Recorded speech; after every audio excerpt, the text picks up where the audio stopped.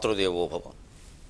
ఈ చదువులెప్పుడు ముగియను నీ చరణములెప్పుడు దొరకు నీలగళాని, ఈ చదువులడ్డు నిలబడి నీ చరణములంద నీవు నిధి సర్పములై. జగన్మాత ఈ చదువులెప్పుడు ముగియును నీ చరణములెప్పుడు దొరకు నీలగళాని, ఈ చదువులడ్డు నిలబడి నీ చరణములంద నీవు నిధి సర్పములై. కొన్ని విషయాలు దాచిపెట్టకపోవడం ఎంత తప్పు, కొన్ని విషయాలు దాచిపెట్టడం కూడా అంతే తప్పు అనే విషయాన్ని మనకు అవగాహన గావిస్తూ ఉన్న మహాభారత కథాశ్రవణం కోసం ఎదురు చూస్తూ ఉన్న భక్తి టీవీ ప్రేక్షక మహాశయులందరికీ కవి బ్రహ్మ ఉభయ కవి మిత్రుడు తిక్కన సోమయాజ రచించిన ఆంధ్ర మహాభారతం స్త్రీ పర్వానికి సాగుతున్న సామాజిక వ్యాఖ్యలో 1373వ భాగానికి స్వాగతం పలుకుతున్నాం.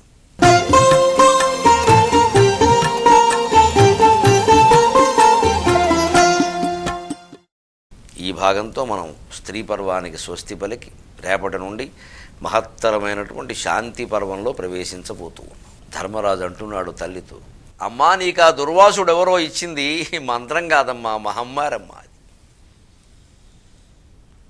ఇవ్వకూడని మనుషులకి ఇవ్వకూడని వయస్సులో ఇచ్చి ఘోరం చేశాడమ్మా ఆయన.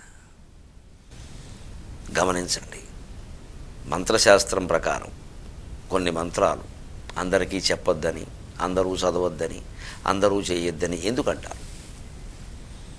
క్షత్రియ వంశంలో పుట్టింది, వసుదేవుడికి స్వయంగా చెల్లెలు, సూర్యుడనే మహారాజు యాదవ మహారాజు కుమార్తె. అటువంటిది కుంతి మహారాజు వంశంలో పెరిగింది, కుంతిభోజ మహారాజు. ఇవి ఆవిడకి ఏం లోటు? కానీ చిన్నపిల్ల, దుర్వాసుని ఆవిడ సేవించే కాలానికి 7-8 ఏళ్ళు కూడా వయస్సు లేదు. ఏదో మహర్షులు గారు వచ్చారు, తండ్రి చెబితే భక్తిగా సేవించింది. తండ్రులు కొంచెం గట్టిగానే చెబుతారుగా, తేడా రాకూడదమ్మా అంటాం. అలాగే చేసింది. ఆయన సంతోషించాడు. ఆయన త్రికాల జ్ఞాని, ఎవరి జీవితాలు ఎలా నడవాలో తెలుసును కాబట్టి ఆయన ఇచ్చాడు.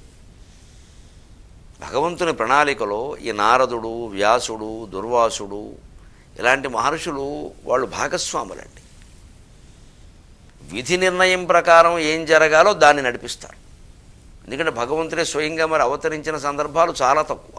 ఇప్పటికి 9 సార్లేగా, పోనీ అనంతావై అవతారాహ అన్న చాలా తక్కువ.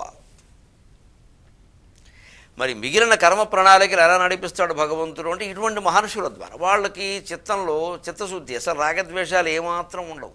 ఎవరి మీద వారందరినీ ప్రేమిస్తారు, ఎవరి యందు ఆసక్తి ఉండదు. మనమైనా నేర్చుకోవలసింది అది, అందరినీ ప్రేమించాలి, ఎవరి యందు ఆసక్తి ఉండదు.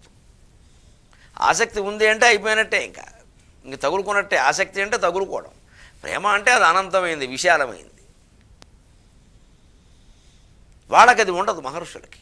ఆ ఋషిత్వం తపశ్శక్తి అంటే దాని ఉద్దేశమే అది.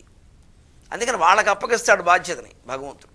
మీరు కాస్త ఏదైనా తేడా వచ్చి మనుషులు ఉన్న ప్రణాళికను చెడగొట్టే ప్రయత్నం చేస్తే మీరు వెళ్ళి వాడి బుద్ధి మార్చండి. ఇప్పుడు మార్చకపోయినా ఏం కాదు, వాడు అనుకున్నది జరగదు, కానీ యాతన అయిపోతుంది. అందుకని కాస్త ఏదో చేస్తారు, ఎవరి చేత చెప్పిస్తాడు. అలాంటి ప్రణాళిక ఉండబట్టే ఇక్కడ వాళ్ళందరూ దుర్వాసుడు పడడం కూడా అది మాత్రం కాదమ్మా, అది మహమ్మారి. అతడు మాకునన్న అని మొన్న ఎరుగంగగన్న, అతడు మాకునన్న అని మొన్న ఎరుగంగగన్న, కురుబలంబు కలగబడక మనుదుము, కురుబలంబు కలగబడక మనుదుము, అట్టులైన మనుజలోకమునకు కలుగదడలు మాకు కలుగదడలు. అతడు మాకు అన్న అని మొన్న ఎరుగంగగన్న.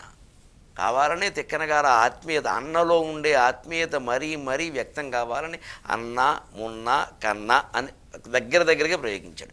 దీన్ని ఒక రకమైనటువంటి ఇది భాషా ప్రయోగం ద్వారా సూచన అన్నమాట. కవిత్వం రకరకాలుగా ఉండదు, కేవలం ఏదో భావంలోనే ఉండదు.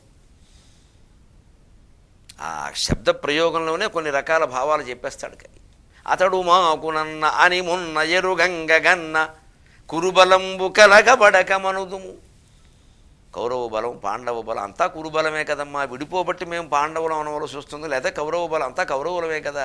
కురుమహారాజే కదా అందరికీ మూలం, పురుమహారాజే కదా అందరికీ మూలం. పౌరవులు అన్నారు, ఈ కొత్తగా పాండవుల మాట ఎందుకు వచ్చింది? వాళ్ళు వీళ్ళు తగాదా పడబట్టి ఓ వర్గాన్ని ప్రత్యేకించి చెప్పడం కోసం ఓ పేరెట్టారు.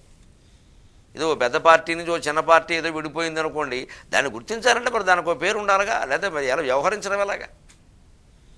అందుకోసం వచ్చింది. కానీ మేమేమి సంతోషించామా పాండవుల కింద చెప్పుకుందుకు? అంచేది అంతా కౌరవ బలమే, కరగబడక మనదు. అది ఎటువంటి ఆపద లేకుండా హాయిగా ఉండేవాళ్ళం. అట్టులైన మనుజలోకమునకు కలుగదడలు. ఎంతమంది అమాయకులు చచ్చిపోయారు తల్లి. ఇందాకంటే ఇదివరకు నుంచి మనం చూస్తూనే ఉన్నాం. గాంధారి ఏడుస్తూ ఉంటే, ద్రౌపది ఏడుపులు, కుంతి నీ ఏడుపులు, ఇవన్నీ ఏమయ్యాయి? ఎందుకు అనవసరంగా అభిమన్యుడిని కోల్పోవాలి? మనం ఉపపాండవులు 18 రోజులు బతికారే, 18వ రోజు రాత్రి ఆ దుర్మార్గ బ్రాహ్మణుడు చేతిలో చనిపోయారు. ఏం కర్మ పట్టిందమ్మా? ఇది వాళ్ళేం తప్పు చేశారు? మరి ఈ కోపతాపాలన్నిటికీ మూలం యుద్ధం, యుద్ధానికి మూలం నీ నిర్ణయం. కర్ణుడు కనుక ఒక్క అడుగు ఇటు వేసి ఉంటే అయిపోయేది, జరిగేది కాదు. అప్పుడు ఈ ఘట్టంలోనే జరిగింది ఏమిటంటే, కుంతి తాను వెళ్ళడం, కోరడం, అయినా ఆయన రాకపోవడం, ఈ నలుగురి ప్రాణాలు కాపాడుతానని శపథం చేయడం, చంపనడం, ఇవన్నీ చెప్పింది. ఇవన్నీ చెప్పడం ద్వారా ఆవిడ ఏమనుకుంది అంటే, క్రమంగా కాస్త కోపం తగ్గుతుంది అనుకుంది. తగ్గకపోగా చెబుతున్న కొద్దీ ధర్మరాజుకి బాధ నుంచి కోపం ఎక్కువ అవుతున్నాయి. ఈ పరిణామాలు ఏమిటో చూద్దాం. ఈ కోపం చివరికి దేనికి దారితీస్తుంది? ఎక్కువ అవుతున్నాయి. ఎందుకంటే క్షత్రియుడైన వాడు తట్టుకోగలిగే విషయం కాదు ఇది. మమ్మల్ని కాపాడడం కోసం ఎవరి కాళ్ళో పట్టుకుంటావా? మేము పోయేవాళ్ళం యుద్ధంలో. ఎంత హీనమైపోయాం చివరికి.